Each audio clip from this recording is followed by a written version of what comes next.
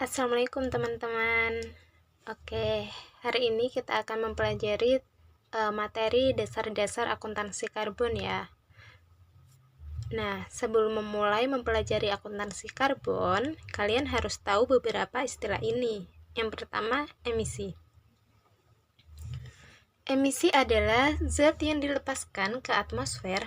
Dalam konteks ini, emisi biasanya berasal dari gas rumah kaca dan gas beracun lainnya. Istilah yang kedua adalah bahan bakar fosil, yaitu istilah umum untuk bahan organik dari tanaman dan hewan yang membusuk yang telah terpapar panas dan tekanan dari kerak bumi selama ratusan juta tahun dan berubah menjadi minyak, batu bara, atau gas alam. Istilah yang ketiga adalah cuaca. Cuaca adalah kondisi atmosfer pada suatu waktu atau tempat, diukur berdasarkan angin, suhu, kekeruan, dan curah hujan. Cuaca dapat diukur dalam berbagai skala waktu, seperti menit, jam, atau hari. Istilah yang keempat adalah iklim. Iklim adalah acuan terhadap cuaca rata-rata dan pola yang diukur selama periode waktu tertentu, seperti beberapa tahun, dekade, atau abad. Yang kelima adalah gas rumah kaca. Gas rumah kaca adalah gas yang memerangkap panas di atmosfer bumi. Gas ini melakukannya dengan menyerap radiasi inframerah. Gas rumah kaca terdiri dari 3 atom atau lebih yang terikat secara longgar. Ketika menyerap panas, mereka bergetar. Ketika molekul-molekul tersebut berhenti bergetar, radiasinya diserap oleh molekul GRK lainnya, sehingga sebagian besar panas tetap berada di atmosfer. Perubahan iklim adalah contoh dari masalah yang rumit, karena memiliki banyak faktor yang saling terkait dan saling bergantung sehingga tampak mustahil untuk dipecahkan. Banyak bagian dari masalah ini yang sulit didefinisikan, kompleks, terus berubah, dan tidak lengkap. Nah, contoh dari gas rumah kaca yang pertama itu ada karbon dioksida, yaitu gas alami yang merupakan produk sampingan dari pembakaran bahan bakar fosil dan biomasa, misalnya proses industri. Karbon dioksida juga dapat merupakan produk sampingan dari reaksi kimia, misalnya produksi semen. Keseimbangan radiasi bumi sebagian besar disebabkan oleh CO2 atau karbon dioksida. Selanjutnya, metana, yaitu hasil dari produksi dan pengangkutan batu bara, gas alam, dan minyak, peternakan, praktik pertanian, penggunaan lahan, dan sampah organik yang membusuk di tempat pembuangan akhir juga mengeluarkan metana. Selanjutnya, dinitrogen oksida, hasil dari selama kegiatan pertanian, pemanfaatan lahan, dan industri. Dinitrogen oksida dilepaskan dari kegiatan seperti pembakaran bahan bakar fosil dan limbah padat, serta pengolahan air limbah.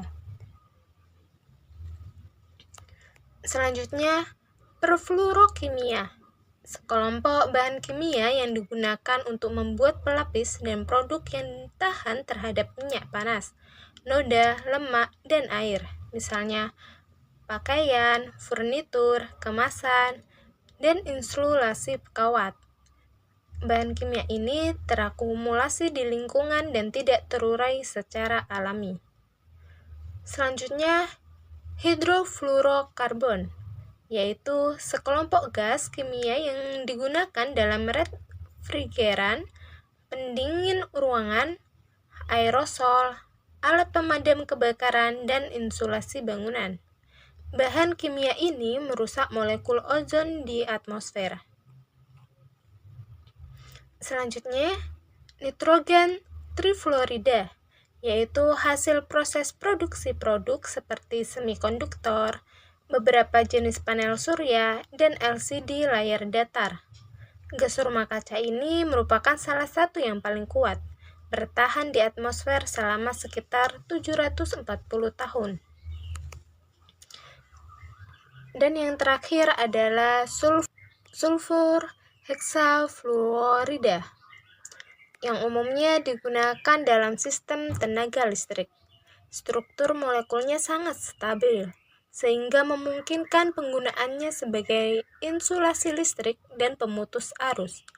Gas rumah kaca ini merupakan yang paling kuat yang diketahui hingga saat ini.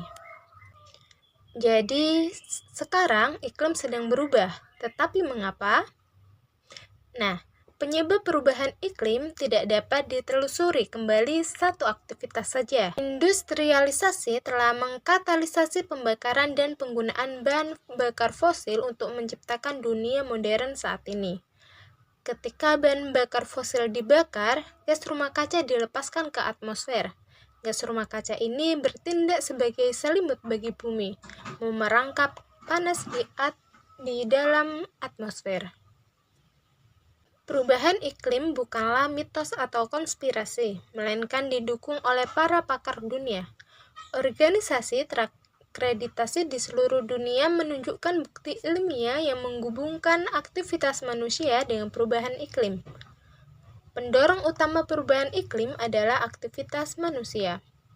Manusia telah mengganggu proses alami bumi dalam mendaur ulang gas rumah kaca dengan menambah lebih banyak gas ke atmosfer pada tingkat yang jauh lebih tinggi daripada yang biasanya. Tumbuhan dan lautan bertanggung jawab atas sebagian besar penyerapan gas rumah kaca, dan keduanya tidak mampu mengimbangi peningkatan emisi akibat aktivitas manusia. Efek dari gas rumah kaca yaitu sejak tahun 1950-an, laju produksi emisi gas rumah kaca telah melampaui laju penyerapan lingkungan, yang juga dikenal sebagai sekuestrasi. Dengan ketidakseimbangan ini, konsentrasi gas rumah kaca di atmosfer telah meningkat secara signifikan. Peningkatan konsentrasi gas rumah kaca di atmosfer telah menyebabkan peningkatan suhu permukaan rata-rata bumi. Energi yang dihasilkan matahari diserap dari permukaan bumi dan dilepaskan kembali ke atmosfer sebagai panas. Saat panas tersebut bergerak melalui atmosfer kembali ke luar angkasa, gas rumah kaca menyerap sebagian besar panas tersebut. Gas rumah kaca kemudian memancarkan panas ini kembali ke permukaan bumi, ke molekul gas rumah kaca lainnya, atau keluar angkasa. Nah, ini dikenal sebagai efek gas rumah kaca. Emisi gas rumah kaca yang berlebihan memanaskan bumi seperti oven. Jika perubahan serius untuk mengurangi emisi tidak dilakukan, kerusakannya dapat menjadi tidak dapat dipulihkan setelah mencapai titik kritis. Nah, terkait perubahan iklim, titik kritis adalah titik di mana serangkaian perubahan kecil telah terakumulasi, mengakibatkan konsekuensi jangka panjang yang sulit untuk diubah atau dikembalikan keadaan sehat. Misalnya, jika Anda berjalan melintasi jungkat-jungkit, setelah Anda sedikit melewati bagian tengahnya, jungkat-jungkit tersebut akan berputar ke arah lain, sehingga seluruh strukturnya terguling. Aktivitas manusia hampir menjungkir balikkan jungkat-jungkit perubahan iklim. Misalnya ada umpan balik, di mana di laut Arktik mencair akibat meningkatnya suhu permukaan bumi dengan berkurangnya es laut yang mampu memantulkan sinar matahari dan panas dari permukaan bumi.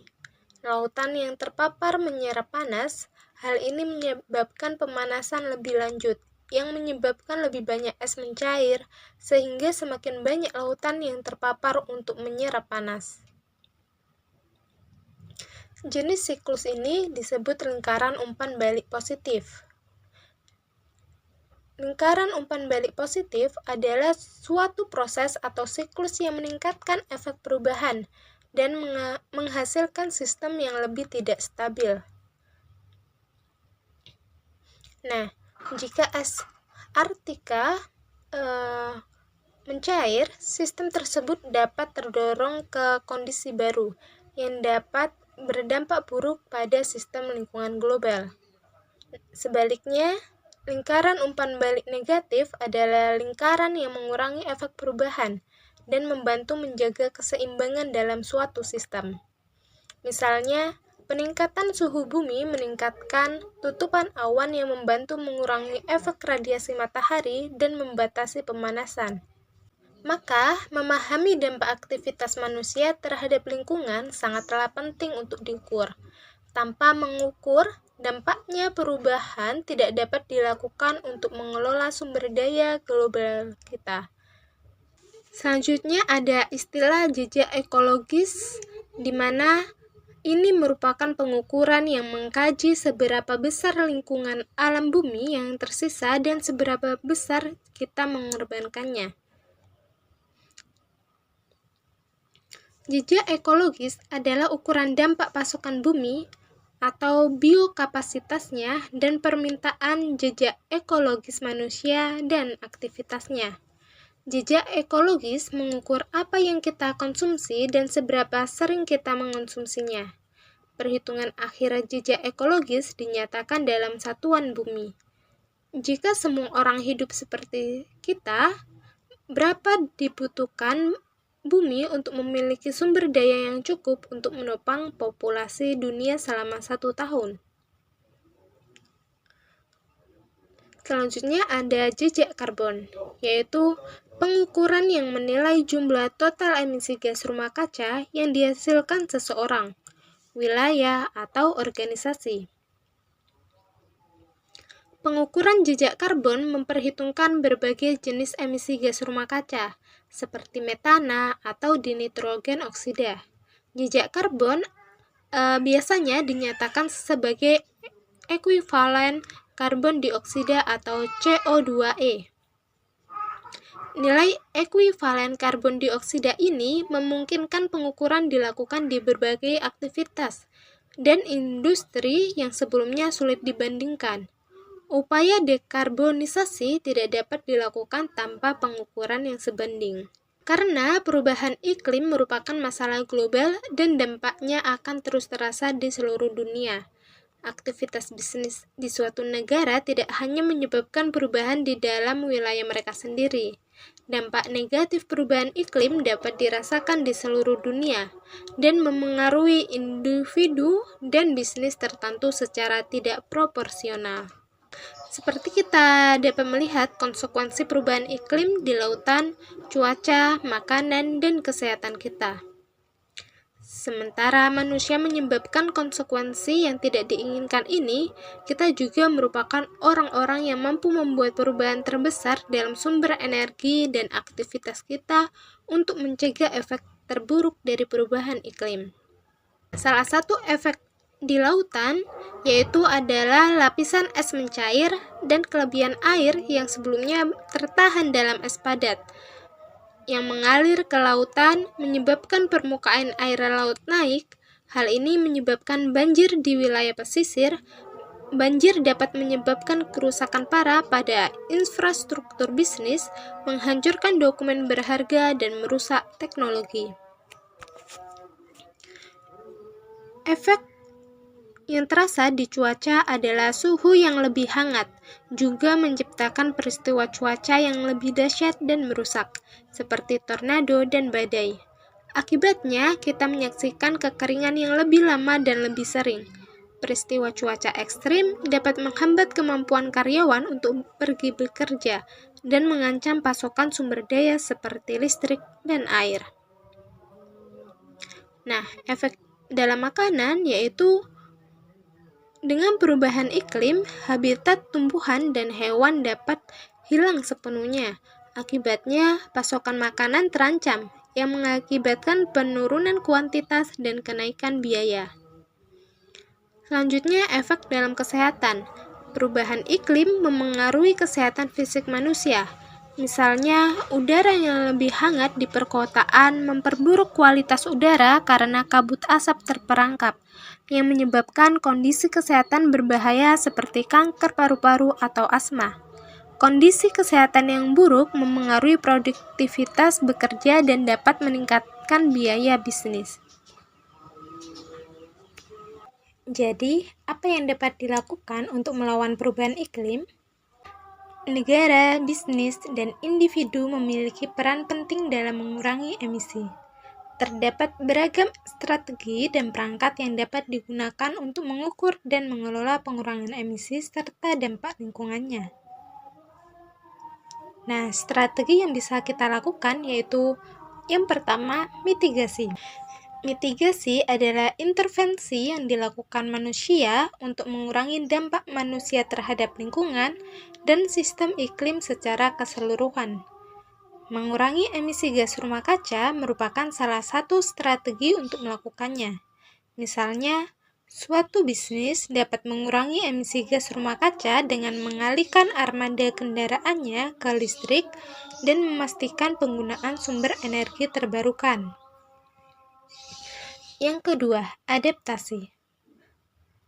Adaptasi mengacu pada pembuatan penyesuaian dan persiapan sistem manusia dan alam untuk perubahan lingkungan yang disebabkan oleh dampak perubahan iklim. Misalnya, penduduk suatu kota mungkin pindah ke daratan tinggi untuk beradaptasi dengan naiknya permukaan air laut. Selanjutnya, ketahanan. Ketahanan adalah memiliki kemampuan untuk mengantisipasi, menangani, dan pulih dari ancaman berbahaya sambil menjaga kerusakan minimal pada lingkungan, ekonomi, dan masyarakat. Misalnya, suatu negara dapat mengantisipasi dampak negatif perubahan iklim terhadap struktur bangunannya dan melakukan perubahan pencegahan pada bahan bangunan. Misalnya, suatu negara dapat mengantisipasi dampak negatif perubahan iklim terhadap struktur bangunannya dan melakukan perubahan pencegahan pada bahan bangunan agar dapat bertahan terhadap perubahan yang diantisipasi. Target berbasis sains menunjukkan kepada perusahaan seberapa cepat mereka perlu mengurangi emisi gas rumah kaca untuk mencegah dampak terburuk perubahan iklim. SBT selaras dengan Perjanjian Iklim Paris dan memperhitungkan ilmu iklim terkini. Perjanjian Iklim Paris bertujuan untuk mengurangi emisi gas rumah kaca global. Sasarannya adalah membatasi kenaikan suhu global di abad ini hingga 2 derajat Celcius di atas tingkat praindustri, sambil mengupayakan cara-cara untuk membatasi kenaikan tersebut hingga 1,5 derajat. Dengan menetapkan SBT, perusahaan diminta pertanggungjawaban, sembari menanggulangi perubahan iklim, meraih manfaat, dan memperoleh keunggulan atas pesaingnya sepanjang perjalanan dekarbonisasi mereka. Net zero adalah kondisi di mana penambahan gas rumah kaca ke atmosfer diimbangi dengan penghilangan gas tersebut dari atmosfer. Mengurangi semua emisi hingga nol sesuai dengan jangka waktu yang dibutuhkan akan sangat sulit dan rumit. Istilah-istilah berikut sering digunakan secara bergantian dengan net zero, namun ada sedikit variasi saat menetapkan target pengurangan emisi. Yang pertama, persimpangan perubahan iklim dan bisnis. Meskipun aktivitas bisnis termasuk di antara penghasil emisi gas rumah kaca terbesar, mereka juga dapat memberikan kontribusi besar terhadap pengurangan emisi gas rumah kaca. Bisnis menciptakan solusi inovatif untuk mencegah, beradaptasi, dan memitigasi dampak perubahan iklim. Solusi ini berpotensi memberikan manfaat bagi manusia dan planet kita. Mempertaruhkan perusahaan menyadari bahwa perubahan iklim menimbulkan risiko dan peluang finansial bagi bisnis mereka, terutama dalam bentuk risiko fisik dan risiko transisi. Risiko fisik merujuk pada biaya ekonomi dan implikasi keuangan yang diakibatkan oleh perubahan iklim, seperti meningkatnya kejadian cuaca ekstrim, perubahan iklim yang parah, dan dampak tidak langsung lainnya dari perubahan iklim. Ada dua jenis risiko fisik. Yang pertama, akut. Risiko fisik akut adalah risiko yang disebabkan oleh kejadian spesifik dan tunggal, seperti rusaknya real estate, infrastruktur, atau lahan selama badai atau banjir. Yang kedua, risiko fisik kronis adalah risiko berkelanjutan yang disebabkan oleh perubahan iklim jangka panjang seperti kenaikan permukaan laut atau peningkatan suhu rata-rata. Risiko transisi terkait dengan proses transisi dari ketergantungan pada bahan bakar fosil menuju ekonomi rendah karbon, termasuk pergeseran kebijakan iklim, regulasi industri tertentu, dan tuntutan dari konsumen dan investor. Ada 4 jenis risiko transisi. Yang pertama, kebijakan dan hukum. Terdapat peningkatan mandat terkait emisi karbon dan praktik bisnis berkelanjutan perusahaan. Perusahaan mungkin beresiko menghadapi litigasi terkait aktivitas bisnis dan dampak lingkungannya. Yang kedua, teknologi. Risiko jenis ini melibatkan pergantian produk atau layanan yang ada dengan alternatif rendah karbon. Ini mungkin termasuk berinvestasi dalam teknologi baru. Yang ketiga, pasar. Perubahan perilaku konsumen didorong oleh keinginan akan produk dan layanan yang lebih ramah lingkungan. Untuk memenuhi permintaan ini, perusahaan mungkin harus membayar lebih mahal untuk alternatif atau bahan baku yang ramah lingkungan. Yang keempat, reputasi. Industri yang terkenal menghasilkan gas rumah kaca dalam jumlah berlebih, misalnya industri minyak dan pertambangan, mungkin menemukan diri mereka berada di bawah serangan atau pengawasan ketat karena perubahan preferensi konsumen, pemangku kepentingan, dan karyawan. Bukan hanya bisnis dan pemerintah yang berperan dalam membuat perubahan, tetapi tindakan individu juga krusial untuk perubahan. Hal pertama yang perlu diwaspadai oleh konsumen yang bertanggung jawab adalah greenwashing. Greenwashing adalah taktik pemasaran yang digunakan bisnis untuk menyampaikan kesan palsu tentang betapa ramah lingkungannya suatu produk. Hal ini bisa dilakukan secara sengaja maupun tidak sengaja. Beberapa perusahaan mungkin tanpa sadar melakukan greenwashing. Misalnya, sebuah perusahaan sepatu mungkin mengklaim bahwa terdapat 50% lebih banyak kandungan daur ulang dalam sepatu baru mereka. Namun, produsen hanya meningkatkan kandungan daur ulang sebesar 2% hingga 3%. Meskipun klaim mereka mungkin benar, klaim tersebut memberikan kesan yang salah bahwa terhadap penambahan material daur ulang dalam jumlah signifikan. Contoh lain, sebuah perusahaan mungkin mencitrakan diri mereka sebagai ramah lingkungan karena menggunakan kemasan yang dapat didaur ulang. Namun pada saat yang sama meningkatkan pemborosan air selama produksi. Lalu apa yang bisa kita lakukan? Yaitu ambil tindakan.